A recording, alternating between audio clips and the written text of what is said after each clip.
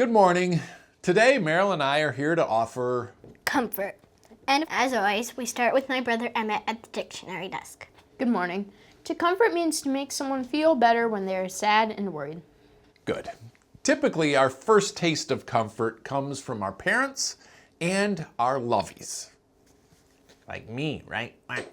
Yes, of course, Duck. This was Meryl's lovey. Oh, and this was my lovey. I used to carry it around nonstop when I was 3. What if you didn't have them as children? Awful. It would be awful if I didn't have them. I'm actually really enjoying the comfort of this blanket right now. Yeah, none of your friends at school are going to see this. You can just edit that part. Oh no. Okay. Yeah, that's what lovies do. But they can also open a portal into some very deep feelings never felt before. As you'll see in this story, pulled from our archives, about a lovey and this basic human need for comfort. The hands are so sticky. Whoever coined the phrase military brat Let's get a paper towel. obviously never met the angelic daughter of Army Staff Sergeant Nicholas Pogham and his wife Jen. Mackenzie is 3, and if you look closely at pictures of her over the years, you'll notice something. That giraffe, which she calls Raffy, is in almost every shot. She always wants to go to bed with it. When she's sick, she wants it. It's like her friend. The way that she acts with it is like it's her friend. Jen says this friend has been Mackenzie's constant through their many moves and has been especially comforting during Nick's deployments.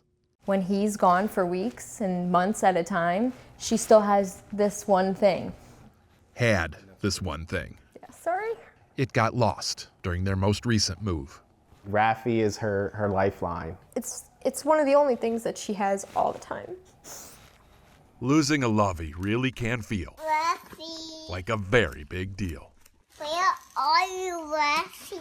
Mackenzie first noticed Rafi was missing right before their move from Washington State to Pennsylvania. I'm gonna take him to Pennsylvania. Her parents assumed he was in a box somewhere. Not yet. But for 11 long days, Mackenzie had to live without her soulmate. Until finally, at the very end of their unpacking, As soon as Jen found it, I was like, let me record this reaction. we have to get this. they hid Rafi in the refrigerator and told Mackenzie to get a drink. As you would expect, she was delighted to be reunited. What is it? But in this moment, Mackenzie made another, even more surprising discovery. That a very strange thing happens when you're really, really happy. Choo-choo. My eyeliner. Oh, because you're happy. He's back now. In all of her life, she'd never been so happy that she cried. He's back, Choo. It's gotta feel weird the first time. But surrendering to this quirky human trait can be one of life's greatest joys, as I'm sure some of you at home can now attest. It's been 8 years since we first told that story, and we have questions. Joining us now, Jen, Nicholas, and Mackenzie. Hello. Hi, how are you? We're great. Is Raffy still with you? Yes, I have him right there. Wow.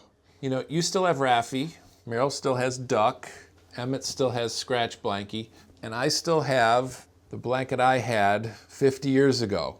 Why do we hold on to these things long after we supposedly, need them? It's something that you have a close connection with, and it holds that comfort. And I don't think you can ever really get rid of something like that, voluntarily at least. I was going to say that, loveys are mostly plush. But I've done a story about a kid who carried around a full-size skeleton as his lovey, lawn ornaments. So if it's not the softness that makes for a great lovey, what is it? It helps you go through your emotions, and it just makes you love it and care for it more than anything. And we're hoping when she's in college, she's the only college student with her stuffy. So she has a story to tell. That's great. Thank you very much for talking with us today. Oh, absolutely. No problem.